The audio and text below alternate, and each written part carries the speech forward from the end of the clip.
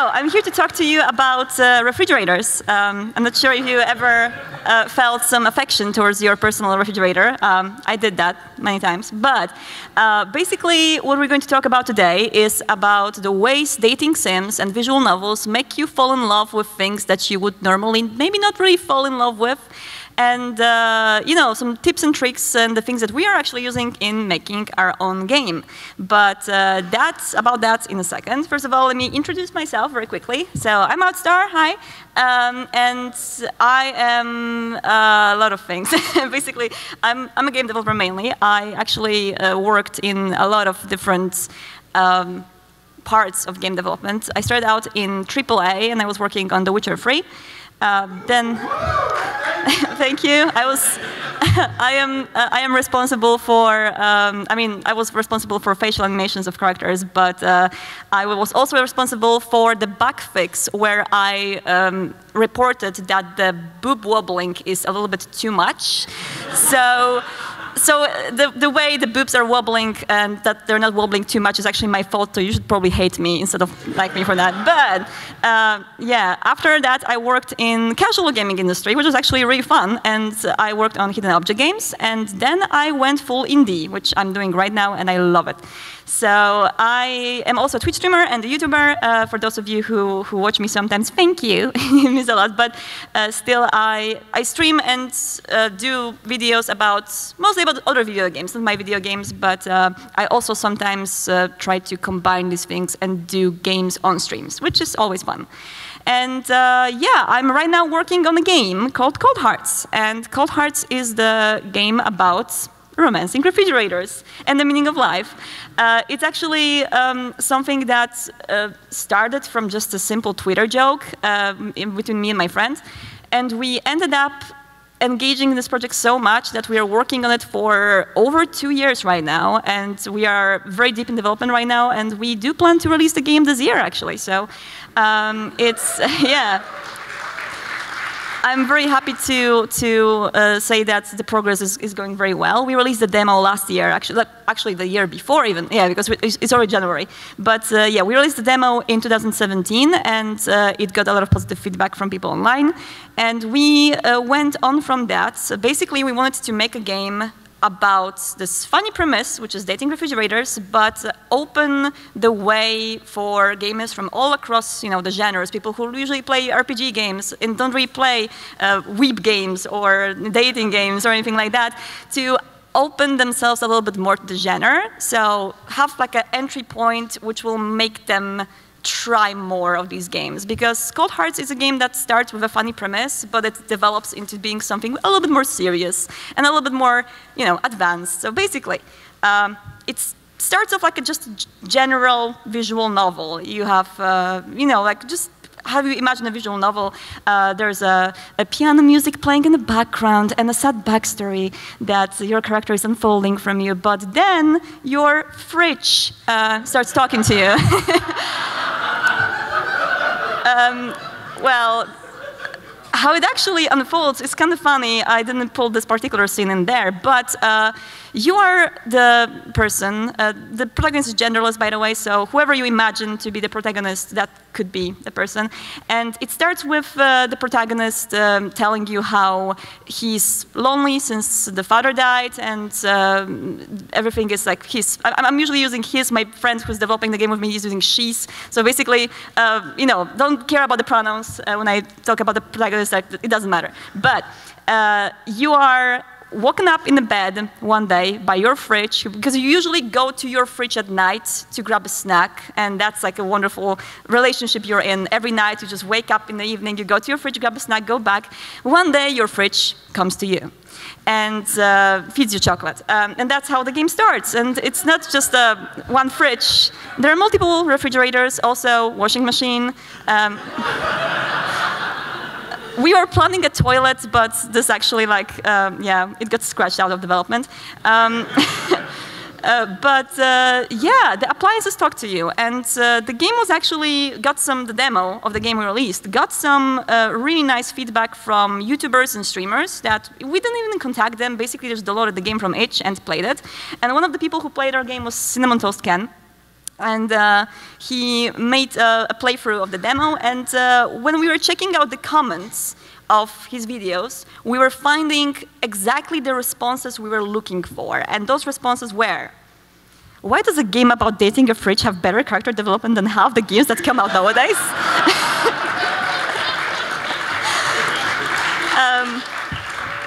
And then the second one, 11 minutes and 36 seconds in, and I'm already way more into this than I should be. Someone please call help. And finally, the last one, why am I so invested in a dating sim about the fridge? What is life? What is this? Is this hell or heaven? I don't know. So that's exactly what we wanted to get, because we wanted people who are not into these things, who, for example, they saw Hatoful Boyfriend, you know, the game about dating pigeons, and they were like, why would people play that? You know, like, and of course, I personally really like Hatoful Boyfriend, but when I played games like Hatoful Boyfriend, like Panzer Models, where you date tanks, or there's also an Axolotl dating simulator, and you know, a lot of games like that, I was always like, I want to grab that idea and I want to improve it a bit. So that's the reactions we got, and we were like, okay, we need to build up on that, and we need to actually make our fridges nice, romanceable, cuddly, and interesting for people. So how do we make it? I mean, how we hopefully will make it, we'll see. First of all, anthropomorphism. Of course, it's like you may be like connect anthro with your head to more like other things than just talking about the refrigerators, or you know, we usually talk about animals, but we are talking about making inhuman things human. So a lot of objects, that basically any object that we see around us, we can add some human features to them and then make them characters in our video games. And there are some things that come into that. So first of all, these are the girls, some of the girls from our game. The design of Anzu, which is the third one, is like the first design. We changed that a bit because we want her to be more chubby, and she still had more of an hourglass figure in there. Now she doesn't have that figure. She's like more of a chubby girl. But basically, all of these girls are appliances. So I cannot tell you what the first one is because that's a spoiler, but the second one is actually a party fridge. So she's a fridge which has a lot of magnets on it, and she is like in the fridge form. She's you know, a dark fridge in your friend's house with a lot of like stickers and magnets, and she's edgy. So in her human form, you know, she has to look like that. Now Anzu, she's a double door fridge. So. And she's really cute, and she's your own fridge in your own house. And it's kind of interesting because we are playing with this whole idea of refrigerators having their human personas. Why, I cannot tell you because, again, spoilers. But Anzu actually, depending on how you act around her, she may not want to show you her real persona, her human persona. She might only like want to show herself to you in the fridge form because of her self-esteem issues. And now there is actually a bed scene with Anzu. That's a spoiler. I didn't tell that to anyone else, so you guys are the first one hearing about that. But there is actually a bed scene with Anzu where you can, if you did everything right with her before, you see her in her human form in the lingerie. If you did it not very right, it's a fridge form in the lingerie. So. Yeah, so then there's Ume. Ume is actually a luxurious fridge. She's the fridge of your boss. And of course, everything in his house is so expensive, and the fridge is also super luxurious and expensive. And so she looks, you know, like that. And she's also a very interesting character. But anyway, we were kind of like coming from the idea first about what kind of fridges we want to have in our game, and then making human personas based on that. So that's how they evolved. So first, the basics. After we thought about refrigerators that were supposed to be our main romanceable objects in the game, we're thinking about the redeeming features of refrigerators in general. So what are the features in refrigerators that you might want to have in your girlfriend or boyfriend? And that continued on with, okay, they do not maybe prepare the food for you, but that's kind of like similar. They care for your food. Oh my God, there's a washing machine in there.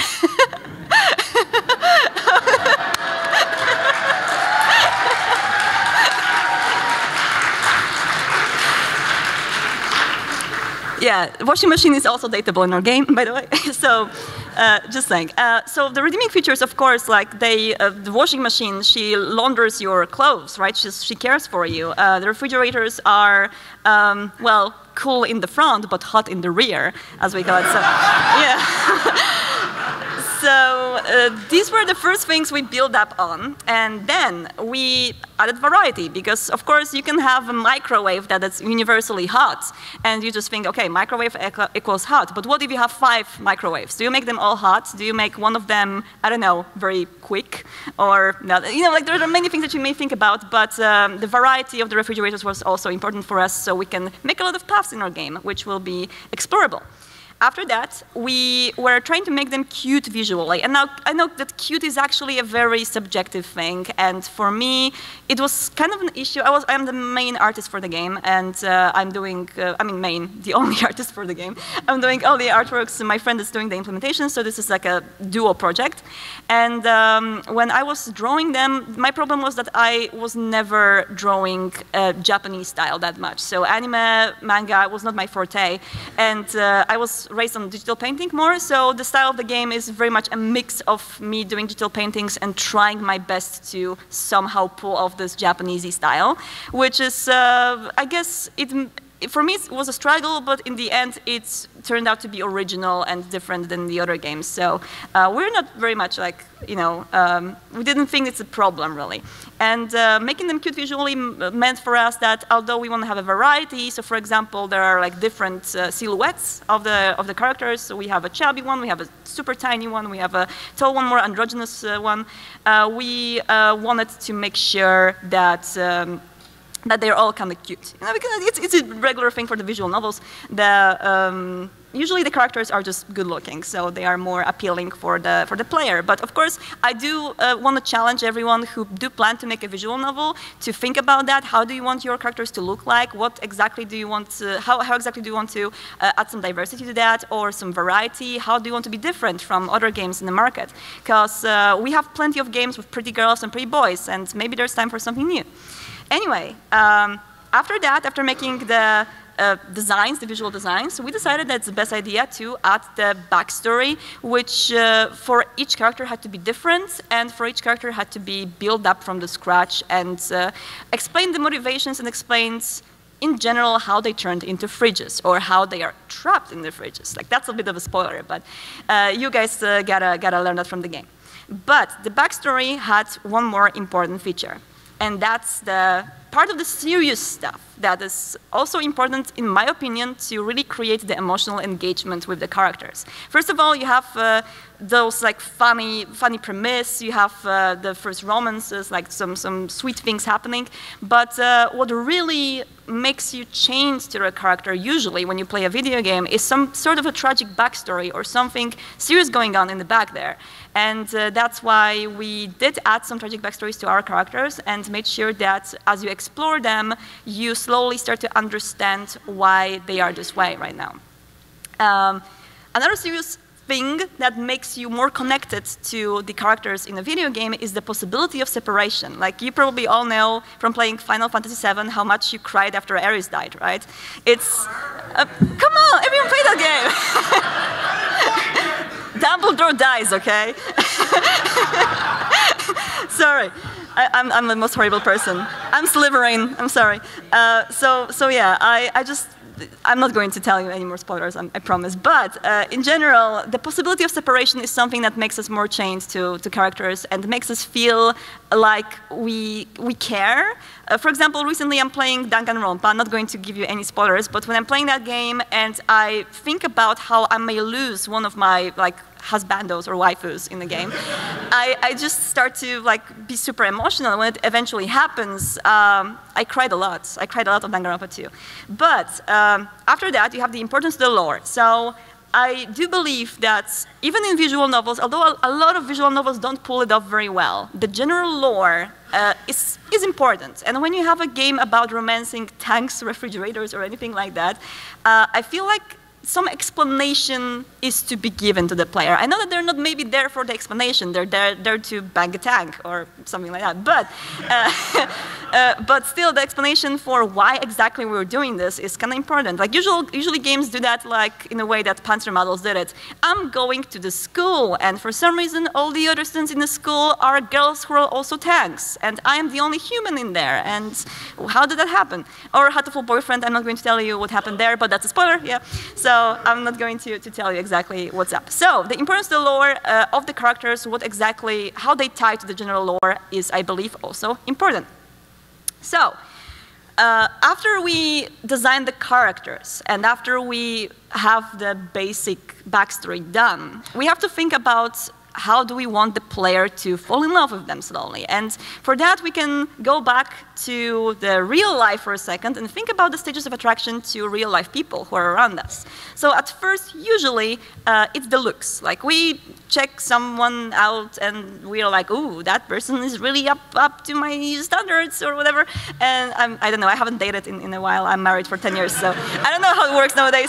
But yeah, the looks is the first thing that shows up usually, and something that makes our heart beating at first. And that's why the characters, for me as an artist, it was important to make them look cute, universally cute, or maybe it's up to my standards, like my subjective cute, but I still hope that people will consider them attractive.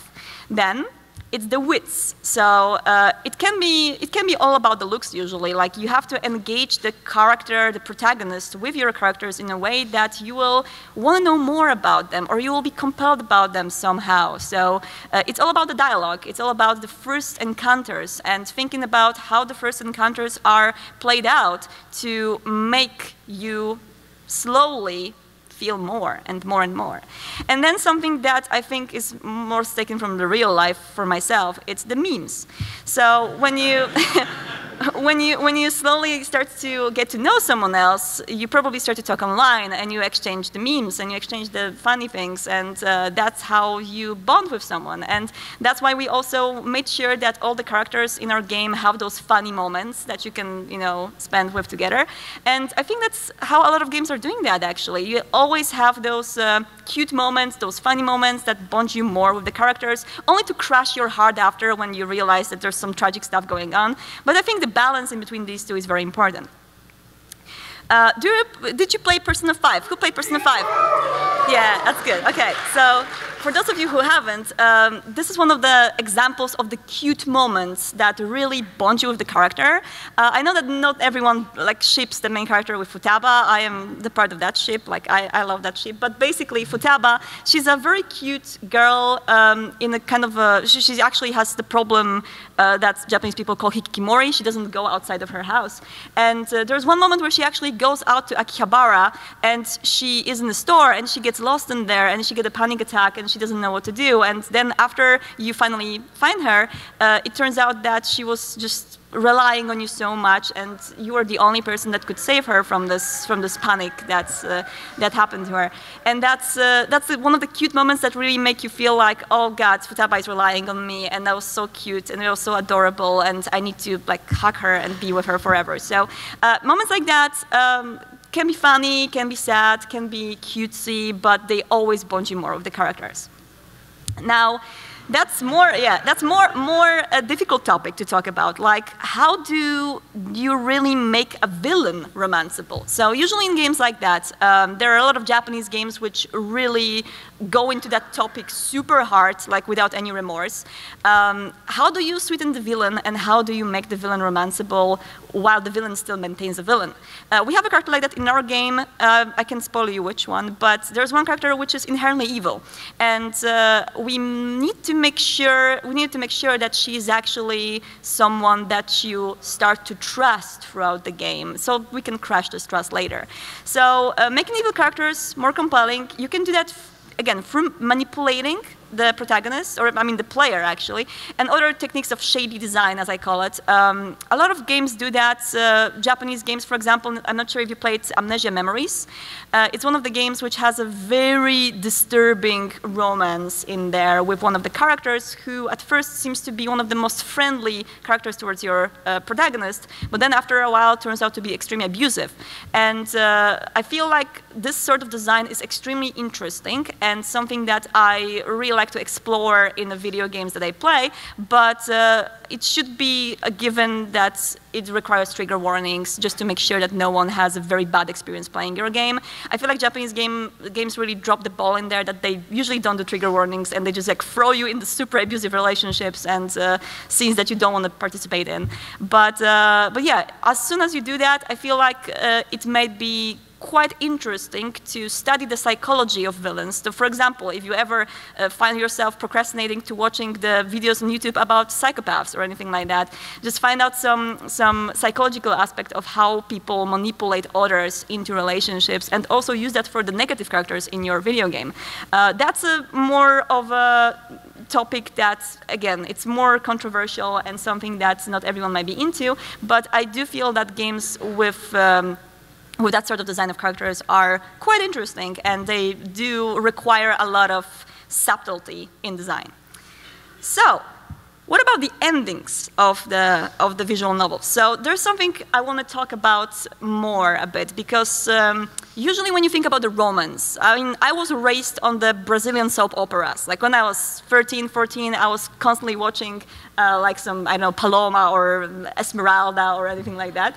And when I watched those, I always, it kind of like engraved itself in my brain that the love story has to end with a wedding. And that's something that has to happen in the end, you know, like you have the couple living together forever after, and you know, it's kind of like Disney does it, and other, like old school Disney, and other media do it as well. But I do feel like it's not the only way to tackle this, obviously. For example, Sakura games. Not sure if you played Sakura games. Anyone play them? Sakura Angels and stuff like that. So I feel like I played some Sakura games, and I was always not satiated fully with what they were giving me. Because Sakura games are known for the fact that you have very bombastic girls that show you their assets in, in a very non-romanceable fashion usually. Like for example, you accidentally storm into the room and she is taking a shower and there are only like a few streaks of hair covering the parts. Like, oh, and she's totally not making a big scene out of that. And then after you try to bond with her and you get those like super sexy visual scenes and graphics of these women, you end up with just the promise of maybe having a relationship in the future. Like, it depends on the game, but I remember in Sakura Angels especially, it was like you spend the game constantly picking on their boobs just to end up with, maybe we will be together in the future. Who knows?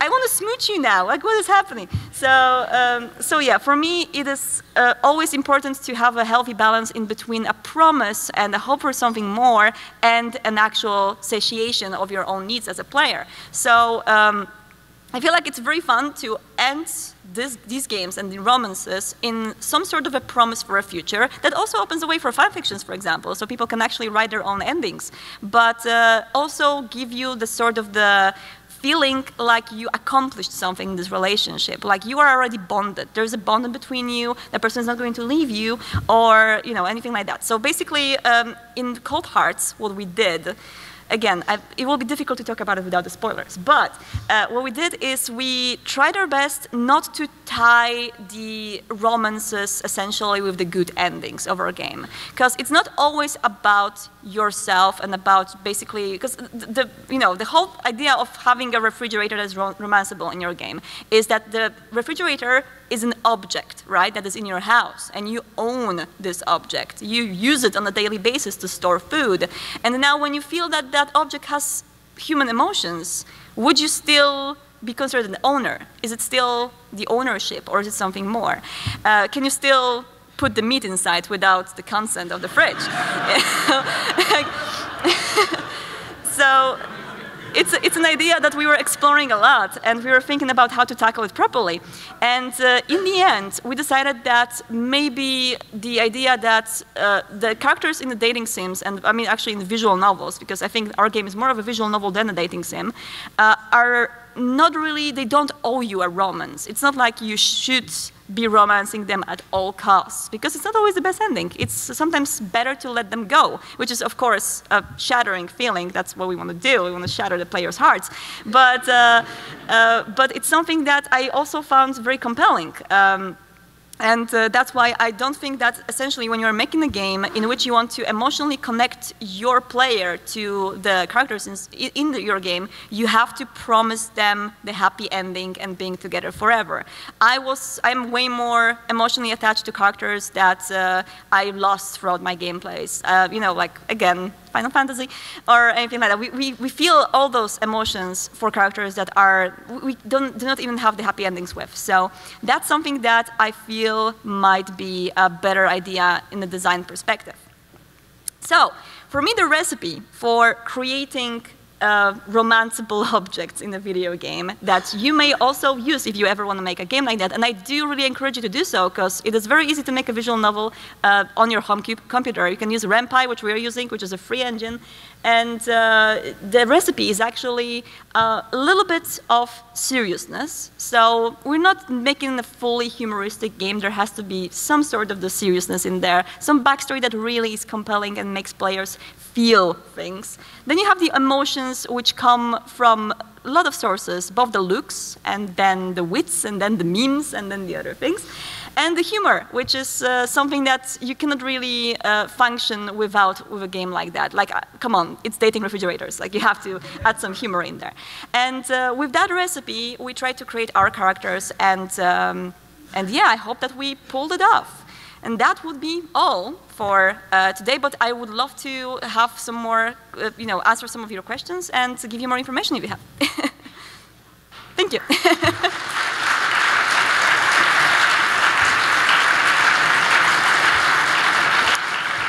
There we go.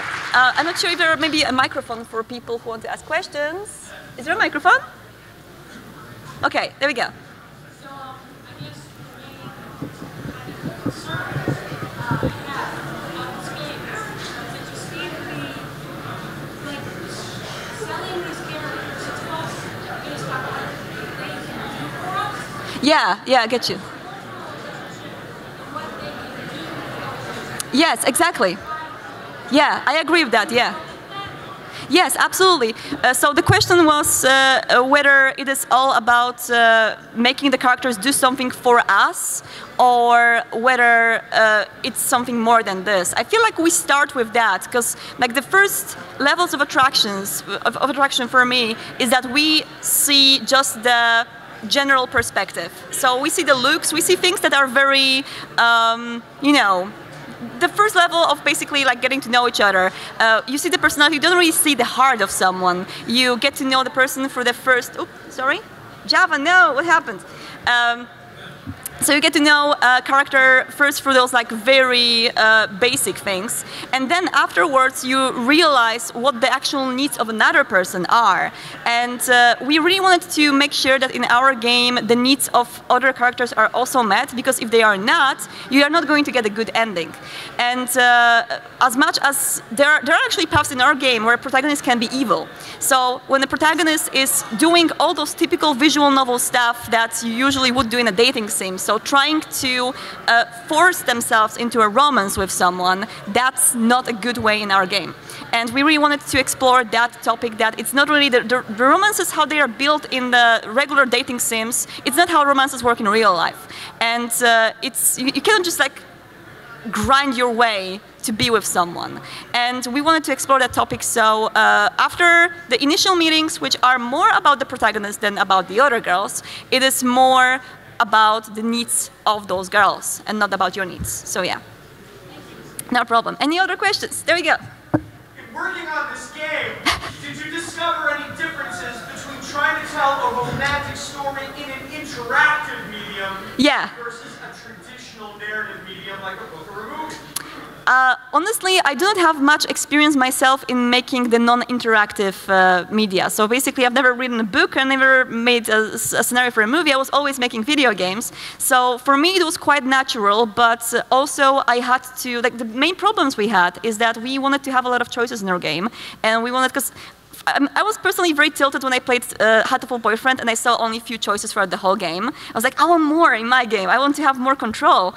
So for me, it was, for us, when we were writing the game, it was more important to actually find some balance in between having a protagonist which has his or her own backstory, and something that we wrote for the protagonist. The protagonist has like the family issues, etc., and actually make the protagonist moldable for the player. So again, as I said before, the protagonist can be actually evil in our game. It can be evil, can be good, can be compassionate, can be absolutely not compassionate and non-empathetic towards the other characters. And these choices that we wanted to make were difficult to do, of course, because we need to make sure that the information given to the player is the same in all the routes, in all the paths, and that it's something that that builds up depending on how you play the game. And that's also why we strive to have a lot of replayability with Cold Hearts. So people can replay the game and play a totally different character just based on their choices. I hope that answered your questions. There we go. So when you're talking about agency for the player right now, yeah.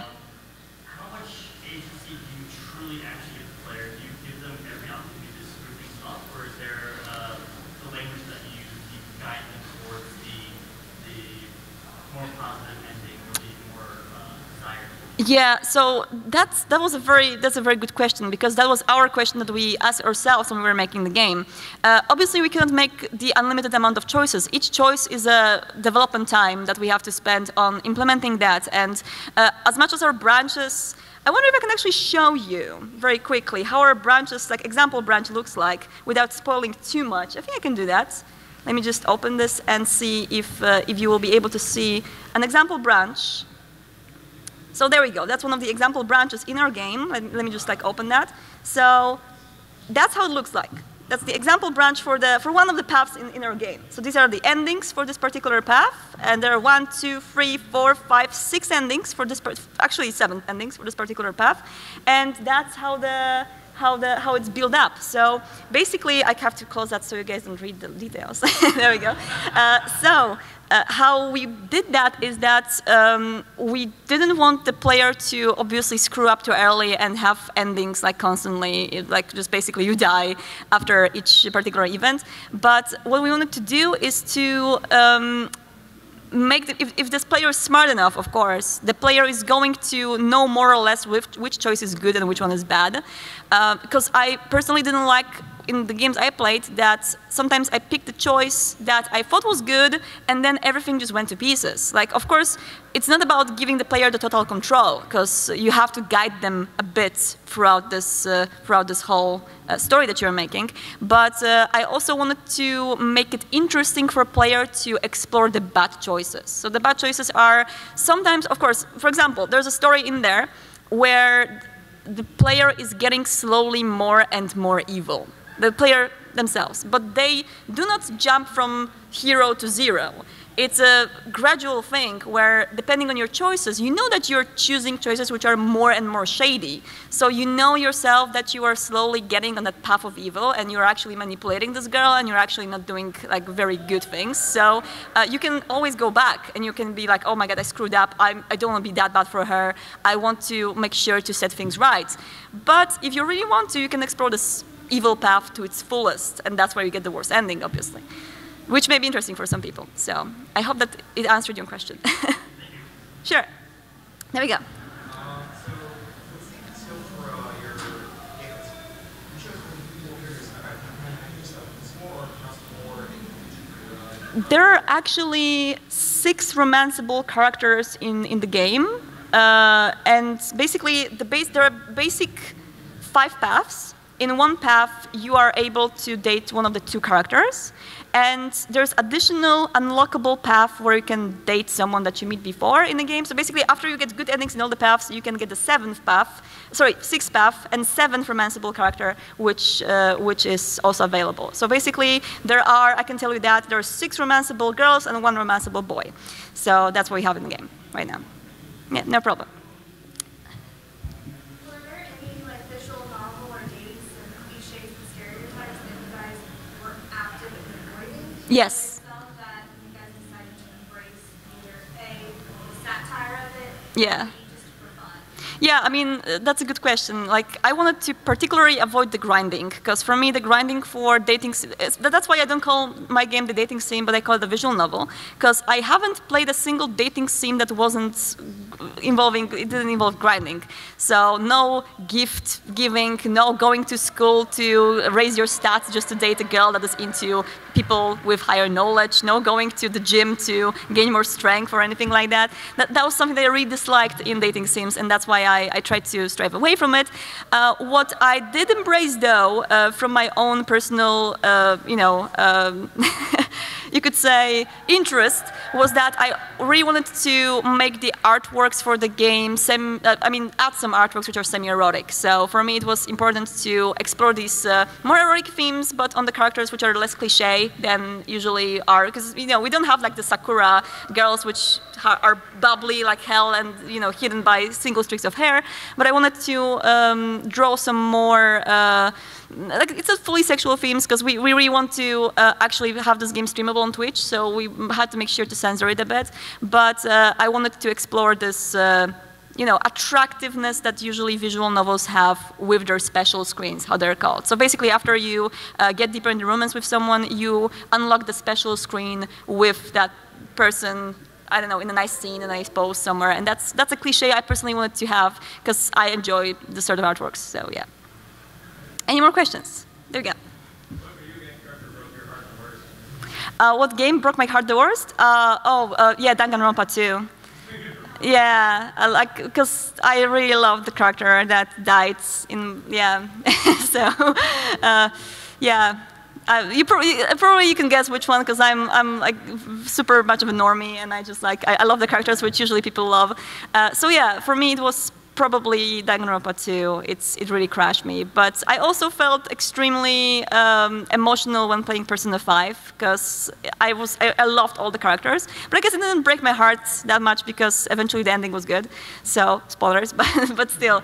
Yeah, I think Danganronpa 2, yeah. Sure. Hi. You said there was one romanceable boy, correct? Yes. Does this mean that you have designed a male refrigerator, and what in God's name does the ice dispenser look like? Oh, that's a very good question. So it might be. Okay, so it might be a spoiler, but the romanceable character is actually not a refrigerator, unfortunately. So no, but I do think, 8bits, which is the guy who works with me on the game, he doesn't know that yet, but after developing this game for a long time right now, I really want to make another visual novel with boys. So yeah, this is a good question that really makes my imagination, pop, and I'm like, okay, that's what I'm going to do. Thank you. There we go. That's a very good question. I think it's chaotic neutral. Yeah. There we go. Is there a magic number of characters that you usually include in your dating sim? Like, I know you want to add diversity with your base characters. Yeah. But just looking at your progression graph, that's a lot to work with. It's a lot to work with, yeah. Yeah, I think it's a good moment to tell you guys a little bit more about the actual development of the game and how it went out. So basically, we are very privileged to have other jobs, and to basically both me and 8bit, we are working on other projects while we're working on Cold Hearts. So that's why it's taken us so long, because we wanted to make an ambitious project, and we wanted to make this game very ambitious, and we are aware of the fact that 7 romanceable characters is a lot for a visual novel. And it's something that we still toned down a bit, because because our original plan was way bigger than that, obviously. Like it's always with video games. You always have this feature creep, or you want more and more and more, so you have to dose these things in your development. But because we were able, we weren't tied by any deadlines. We had some publishers contacting us about this game, and we always rejected them because we knew that we want to make this game in our own pace, because we don't want to do any middle standards or anything like that, where we just tone down the game just to meet someone else's deadline. The same happened with the money. Like we didn't invest anything but our time in this project. So basically the whole project is based on our own abilities, and we didn't hire other people to work with us. So we were basing this whole game on our free time, basically. And that's why we were able to do this ambitious thing of having more characters. But in general, 7 characters in a visual novel like this, it's death. So I don't really recommend going for that many. It depends on how many choices you have, because every choice and every ending that you want to get is something that that makes your development time longer. And that's why I really propose for everyone who actually wants to make a visual novel, use this wonderful tool called Twine. That's something that I use personally to design my games. And this is something that, it's a great tool, it's free.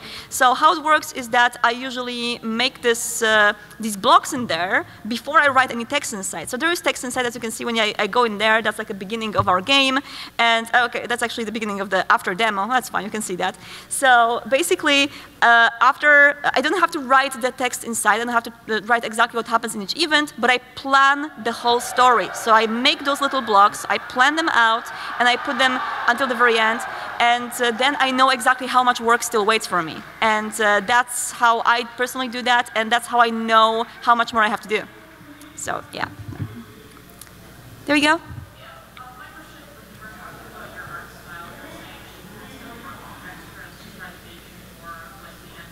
Yeah.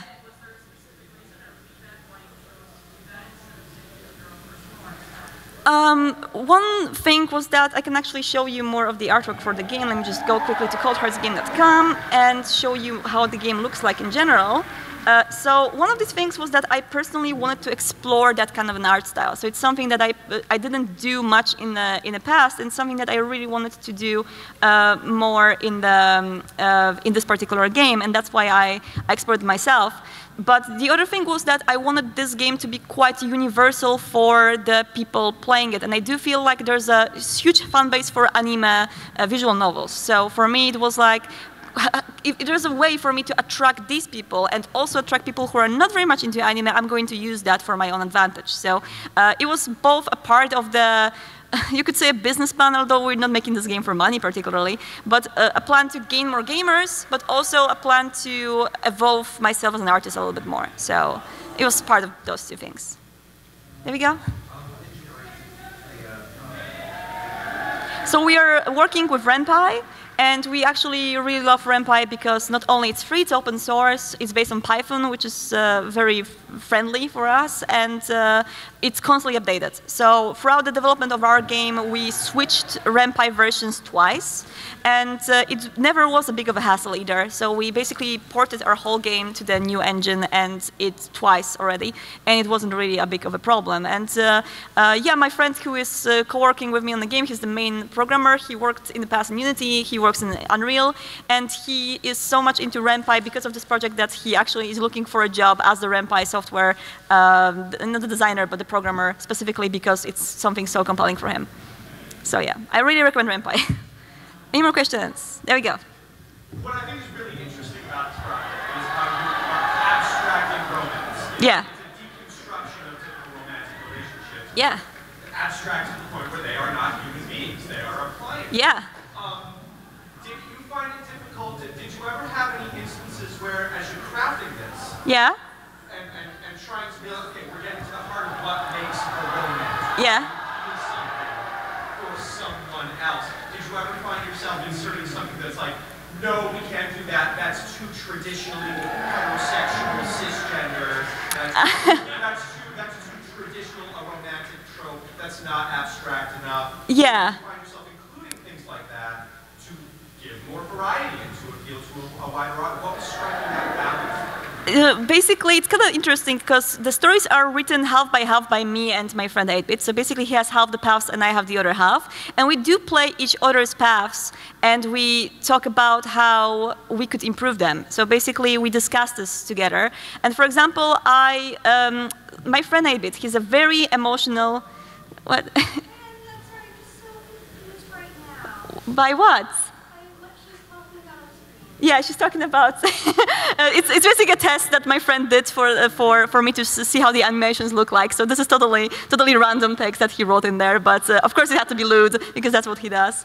So yeah, so basically the thing about the Cold Hearts characters is that they, for me, I didn't want to make specifically positive love stories all the time. So when I saw, I know that he's a very emotional man and he's like this ultimate good person that always wants the good ending, and he got really involved emotionally with one of our characters, basically. So he was really caring about that story to be beautiful, to be like, you know, like all the butterflies and everything.